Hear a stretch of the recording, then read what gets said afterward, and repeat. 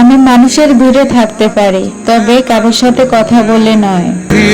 আমি একলা একা বাঁচতে পারি, তবে শত মানুষের ভিড়ে।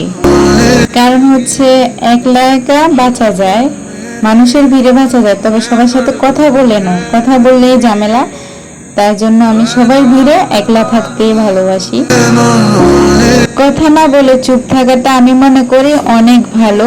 কারণ কথা যত কম, সমস্যা ততই কম হবে। কথা যত বেশি হয়, ঝামেলাও তত বেশি হয়। তো সবাই ভিড়ে সবসময় থাকবো একলা একাই।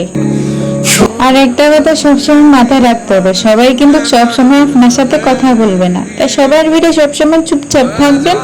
দেখবেন একটা সময় যখন সবার সাথে বক বক বক বক করবেন, একটা সময় আসলে যখন সবাই চলে যাবে দূরেই, তখন একদম একা হয়ে যাবেন, কথা বলতে পারবেন না, তখন ডিপ্রেশনে চলে যাবেন। তাই আগে থেকে অভ্যাস করে নেন, যাতে করে একলা একা বাঁচা যায়, সবার ভিড়ে একলা একলা বাঁচা যায়। তাহলে ভালো কিছু করতে পারবেন।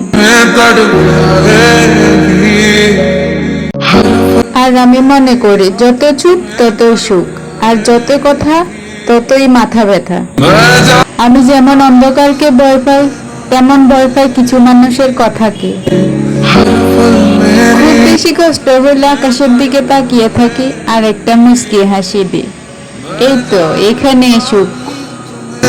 আর তার থেকে বেশি কষ্ট হইলে যায় নামাজ তো আছে, আসল শান্তি তো ওইখানে।